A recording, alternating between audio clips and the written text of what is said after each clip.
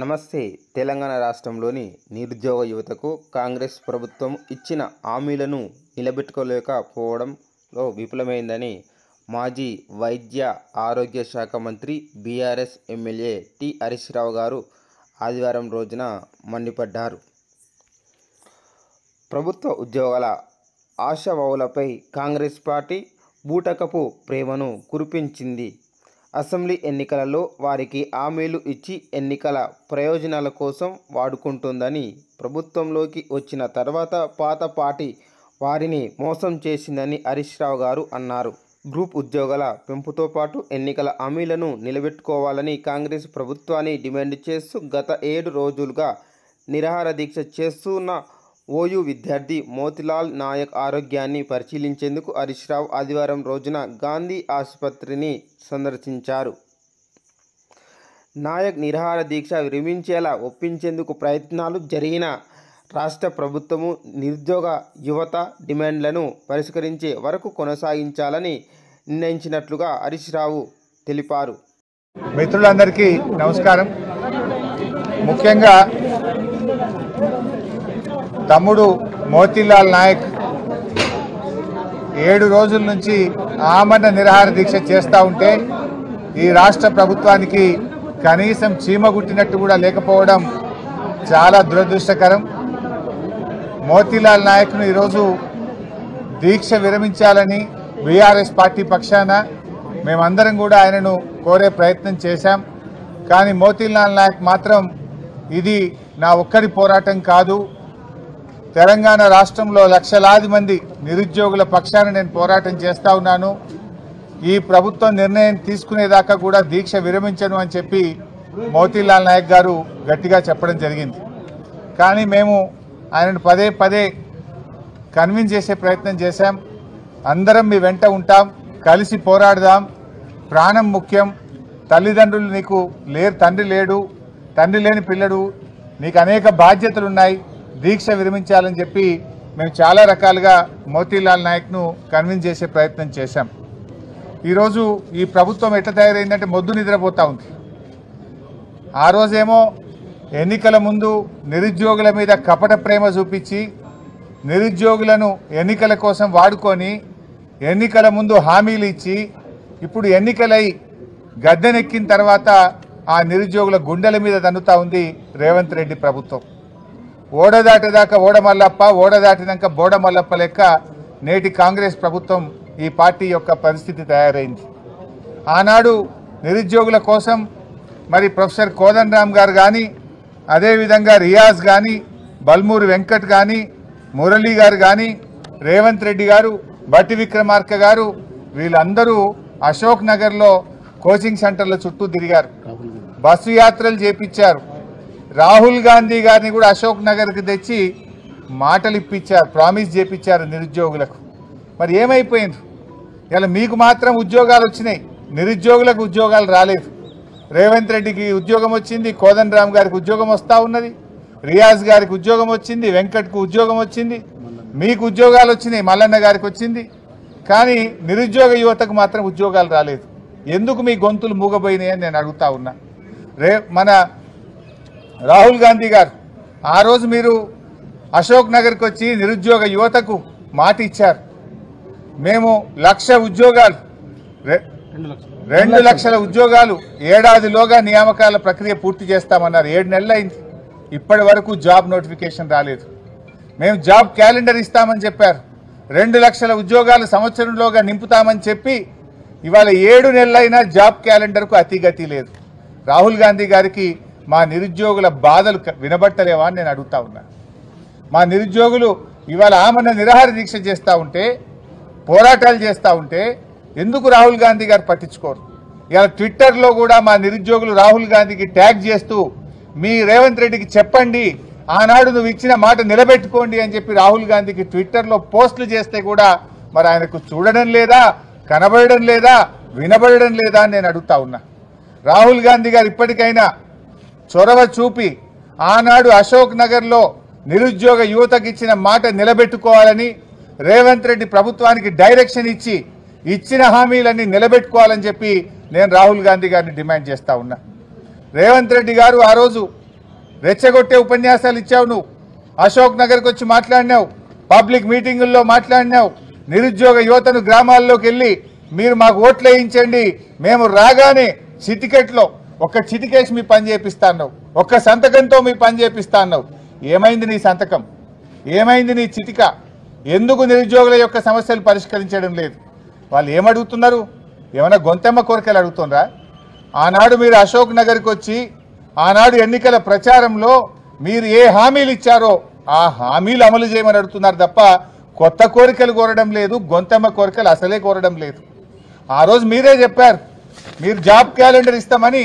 ఒకవైపు రేవంత్ రెడ్డి గారు, ఇంకొక వైపు బట్టి విక్రమార్క సంతకాలు పెట్టి బాండ్ పేపర్ల మీద రాసిచ్చారు. మీరు ఏమైనాయి మీ సంతకాలు? ఏమైనాయి మీ బాండ్ పేపర్లు? అసెంబ్లీలో ఆ రోజు ప్రతిపక్ష స్థానంలో ఉండి ఇదే బట్టి విక్రమార్క గారు 1:100 పరీక్ష పెట్టాలని అడిగారు. ఎందుకు పెట్టరు అని అడుగుతా ఉన్నా. అంటే ప్రతిపక్షంలో ఒక మాట, అధికారంలో ఇంకో మాట ఉంటుందా? ఆ రోజు ప్రొఫెసర్ కోదండరామ్ గారు ఇదే నిరుద్యోగులను రండి అని కాంగ్రెస్ పార్టీ ఆఫీస్కు తీసుకుపోయారు, బస్సు యాత్రలకు తీసుకుపోయారు, మేమున్నామని భరోసా ఇచ్చారు. అధికారం రాగానే మీ సమస్యలు పరిష్కరిస్తామన్నారు. ఇవాళ పోయి మా నిరుద్యోగ యువతి యువకులు మాట్లాడితే ఇది కాన్స్టిట్యూషనల్ బాడీ, ఏమీ చేయలేమని చేతులు ఎత్తుతున్నారు. ఆ రోజు మీకు తెలియదా? మీరు ప్రొఫెసర్ కదా, మీరు మేధావులు కదా, అయినా అది చేయడానికి అవకాశం ఉంది. గతంలో ఉమ్మడి ఆంధ్రప్రదేశ్లో వైఎస్ రాజశేఖర రెడ్డి గారు ముఖ్యమంత్రిగా ఉన్నప్పుడు ఇదే విధంగా నిరుద్యోగ యువత నుంచి డిమాండ్ వస్తే ఆ రోజు 1:100కు అవకాశం కల్పించారు.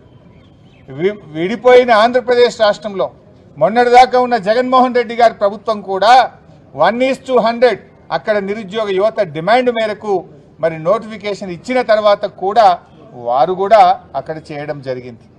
మరి ఉమ్మడి ఆంధ్రప్రదేశ్లో సాధ్యమైనప్పుడు, కొత్తగా ఏర్పడ్డ ఆంధ్రప్రదేశ్లో సాధ్యమైనప్పుడు మన రాష్ట్రంలో ఎందుకు సాధ్యం కాదో రేవంత్ రెడ్డి గారు సమాధానం చెప్పాలి, కోదండరామ్ రెడ్డి గారు సమాధానం చెప్పాలని చెప్పి నేను డిమాండ్ చేస్తాను. ఇలా ప్రజాపాలన అన్నారు మీరు. ప్రజాపాలన అంటే ఇదేనా? మా నిరుద్యోగ యువకులు ప్రజాభవన్కు వెళ్ళి చిన్నారెడ్డి గారి కాళ్ళు పట్టుకున్న వీళ్ళకి కనికరం రాదు. చిన్నారెడ్డి గారు మరి మాట్లాడతా అని చెప్పిండు, ఏమైపోయింది? నీ ప్రజాపాలన, నీ ప్రజాభవన్ ఇదేనా అని నేను అడుగుతా ఉన్నా. ఇవాళ మా యువకులు ఎవరైనా ట్విట్టర్లో పోస్టు చేస్తే, సోషల్ మీడియాలో పోస్ట్ చేస్తే భయభ్రాంతులకు గురి చేస్తున్నారు. నీ నంబర్ కౌంట్ అవుతున్నది, నువ్వు పోస్ట్ చేసినావు, నీ సంగతి చెప్తాం, నీ మీద కేసులు పెట్టమని ఇవాళ నిరుద్యోగ యువకులను భయభ్రాంతులకు గురి చేస్తున్నారు. అంటే పిల్లల్ని బెదిరించడం, పోస్టులు డిలీట్ చేయమనడం, ధర్నాలు చేస్తే, హక్కుల కోసం పోరాడితే, మీరిచ్చిన హామీల కోసం ప్రశ్నిస్తే ఆ పిల్లల్ని బెదిరించడమే ప్రజాపాలన అని నేను అడుగుతా ఉన్నా. ఇదేం పద్ధతి అని అడుగుతా ఉన్నాం. ఇవాళ పిల్లలు అడుగుతున్నటువంటిది కేవలం న్యాయమైన డిమాండ్లు అడిగారు. ఆ రోజు మీరు ఇచ్చిన హామీల గురించి అడుగుతా ఉన్నారు. మొట్టమొదటి డిమాండ్ పిల్లలు అడుగుతున్నది, మీరు ఇచ్చిన హామీ ప్రకారం 2 లక్షల ఉద్యోగాలకు తక్షణమే జాబ్ క్యాలెండర్ విడుదల చేయాలని చెప్పి మేము నిరుద్యోగ యువతి యువకుల పక్షాన ఈ ప్రభుత్వాన్ని డిమాండ్ చేస్తూ ఉన్నాం. రెండవది, ఈరోజు గ్రూప్ 1 ఎగ్జామ్స్లో మరి గత ప్రభుత్వాలు ఇచ్చిన విధంగా మీరిచ్చిన హామీ మేరకు 1:100కు మెయిన్స్ పరీక్షకు పిల్లలకు అనుమతించాలని చెప్పి డిమాండ్ చేస్తూ ఉన్నాం. మూడవది, గ్రూప్ 2, గ్రూప్ 3లో ఆ రోజు మీరు పోస్టుల సంఖ్య పెంచుతామన్నారు. గ్రూప్ 2లో 2000 పోస్టులు యాడ్ చేయాలని, గ్రూప్ 3లో 3000 పోస్టులు యాడ్ చేసి తక్షణమే గ్రూప్ 2, గ్రూప్ 3 ఉద్యోగాల సంఖ్యను పెంచి పరీక్షలు నిర్వహించాలని చెప్పి ప్రభుత్వాన్ని డిమాండ్ చేస్తూ ఉన్నాం. నాలుగో విషయం, ఆ రోజు జీవో 46 రద్దు చేసి తీర్తామని మీరు హామీ ఇచ్చారు పిల్లలకు. మరి ఇవాళ ఎందుకు చేస్తలేరు? మరి ఆనాడు మీరు ఎమ్మెల్యేలుగా ఉన్నారు, ప్రజాప్రతినిధులుగా ఉన్నారు. ఆ రోజు జీవో 46 రద్దు చేస్తాం మా ప్రభుత్వం రాగానే అన్నారు. ఇవాళ ఎందుకు చేయడం లేదు? 7 నెలలైనా జీవో 46 గురించి ఎందుకు నోరు మెదపడం లేదు? ఇచ్చిన హామీ నిలబెట్టుకోవాలని చెప్పి కాంగ్రెస్ ప్రభుత్వాన్ని నేను డిమాండ్ చేస్తూ ఉన్నా.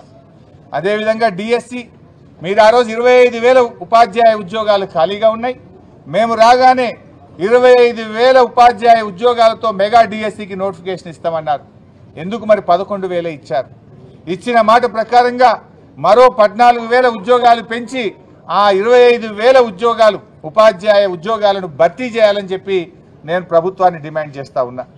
ఇవాళ వాస్తవానికి ప్రైమరీ స్కూళ్ళలో టీచర్లు లేరు. ఈ మధ్య స్కూల్ అసిస్టెంట్లుగా 9,000 మంది ఉపాధ్యాయులకు ప్రమోషన్లు ఇస్తే చాలా స్కూళ్ళల్లో టీచర్లు లేని పరిస్థితి ఉన్నది. ప్రైమరీ స్కూళ్ళల్లో అనేక చోట్ల టీచర్లు లేరు, ఖాళీలు ఉన్నాయి. తక్షణమే ఆ ఖాళీలను లెక్క చేసి ఈ ఉద్యోగాల సంఖ్యను 25,000కు పెంచి మెగా డిఎస్సి 25,000 ఉద్యోగాలతో నింపాలని చెప్పి ఆ డిఎస్సి పిల్లల పక్షాన మేము డిమాండ్ చేస్తూ ఉన్నాం. నిరుద్యోగ భృతి అన్నావు, రాగానే 4,000 రూపాయలు నిరుద్యోగ భృతి ఇస్తా అన్నావు. ఏమైంది నిరుద్యోగ భృతి? ఎందుకు మాట్లాడతలేవు? రాహుల్ గాంధీ గారు ఎందుకు నిరుద్యోగ భృతి ఇవ్వమని రేవంత్ రెడ్డి గారికి చెప్పడం లేదు అని నేను అడుగుతా ఉన్నా. మొన్న వచ్చి రాహుల్ గాంధీ గారు 6 గ్యారంటీల్లో 5 అమలైపోయినాయని ఎన్నికల్లో ప్రచారం చేశాడు. ఎక్కడైనా ఒకసారి రివ్యూ చేయండి. నిరుద్యోగ భృతి ఎక్కడొచ్చిందో చెప్పండి. తక్షణమే ఈ రాష్ట్రంలో ఉండే నిరుద్యోగ యువతీ యువకులకు ఇచ్చిన హామీ ప్రకారంగా 4,000 నిరుద్యోగ భృతి ఇవ్వాలని మేము డిమాండ్ చేస్తూ ఉన్నాం. ఇలా తమ్ముడు మోతీలాల్ ఆరోగ్యం బాగా క్షీణిస్తూ ఉంది, కిడ్నీలో నొప్పి వస్తూ ఉంది అంటున్నారు, ఛాతీలో నొప్పి వస్తూ ఉందని తమ్ముడు చెప్తా ఉన్నాడు. ఒకవేళ మోతీలాల్ ఆరోగ్యానికి ఏదైనా జరిగితే ఈ ప్రభుత్వమే బాధ్యత వహించాలని చెప్పి కూడా నేను హెచ్చరిస్తా ఉన్నా. ఇన్ని రోజులైనా 7 రోజుల నుంచి నిరాహార దీక్ష చేస్తే ప్రభుత్వం నుంచి ఎందుకు మంత్రులు మాట్లాడారు? ఎందుకు ముఖ్యమంత్రి గారు స్పందించారు?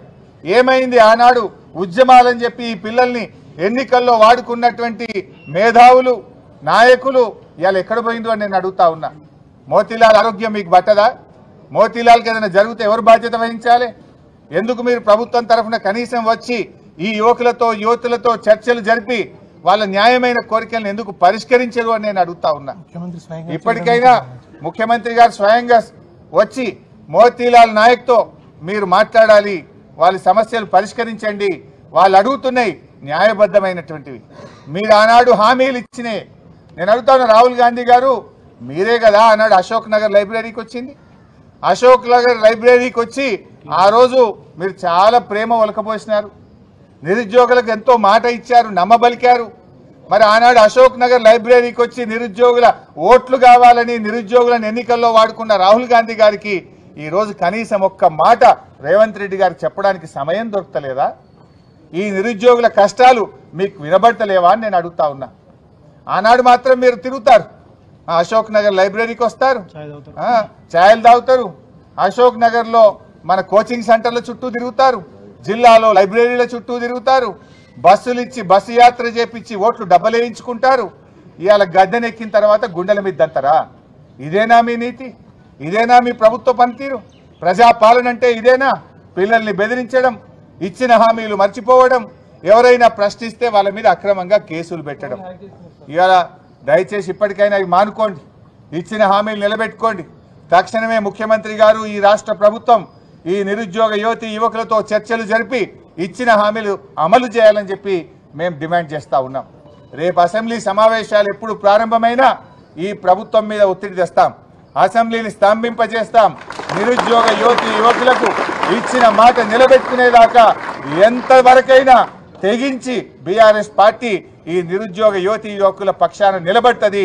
వీళ్ళ న్యాయబద్ధమైన ఈ కోరికలు, ఈ హామీలు అమలయ్యేదాకా పూర్తి అండగా ఉంటాం. దయచేసి మీరు కూడా మరి దీక్ష విరమించాలని మోతీలాల్ నాయక్ గారిని ఈరోజు మీడియా పరంగా కూడా ఆయనకు విజ్ఞప్తి చేస్తూ ఉన్నా. లోపల కూడా దాదాపు 15 నిమిషాలు ఆయనను దీక్ష విరమించడానికి కన్విన్స్ చేసే ప్రయత్నం నేను కానీ, మా దేశపతి సీనన్న, లక్ష్మారెడ్డి ఎమ్మెల్యే గారు, రవీంద్ర నాయక్ ఎక్స్ఎమ్మెల్యే గారు, ఎర్రోళ్ళ శ్రీనివాస్ గారు, మా తమ్ముడు శ్రీను అందరం కూడా ప్రయత్నం చేసినాం. కానీ ఆయన చాలా గట్టిగా అన్న ఈ ప్రభుత్వం దిగాల్సిందే, న్యాయం జరగాల్సిందే, ఇది నా కోసం కాదు లక్షలాది మంది నిరుద్యోగుల కోసం నేను దీక్ష చేస్తున్నా అని చెప్పి ఆ తమ్ముడు చాలా గట్టిగా ఉన్నాడు. అందువల్ల తమ్మునికి ఏమైనా కాకముందే తక్షణమే ప్రభుత్వం స్పందించాలి, ముఖ్యమంత్రి దిగి రావాలి, ప్రభుత్వం చర్చలు జరపాలని చెప్పి కోరుతా ఉన్నా. పెద్దలు కోదండరామ్ సార్ కూడా నేను కోరుతా ఉన్నా, మీకు ఇవాళ ఎంతో గౌరవం ఉండే, మరి ఆ గౌరవాన్ని మీరు నిలబెట్టుకోండి. ఆ రోజు మీరు పిల్లల దగ్గరికి పోయారు, ఇవాళ పిల్లలు మీ ఇంటికి వస్తే కూడా మీరు ఏమన్నారట, నాది పోస్ట్ మ్యాన్ జాబు అంటున్నారట. మీరు ఇది మీకు తగునా అని నేను అడుగుతా ఉన్నా. దయచేసి ప్రభుత్వం మీద ఒత్తిడి పెంచాలి, ఈ పిల్లల పక్షాన మీరు బాధ్యత తీసుకోవాలి. ఈ పిల్లల యొక్క న్యాయబద్ధమైన హక్కులు వాటిని ఈ ప్రభుత్వం చేత అమలు చేసే బాధ్యత పెద్దలు కోదండరామ్ గారు తీసుకోవాలని చెప్పి కూడా నేను మీడియా పరంగా వారికి కూడా విజ్ఞప్తి చేస్తా ఉన్నా.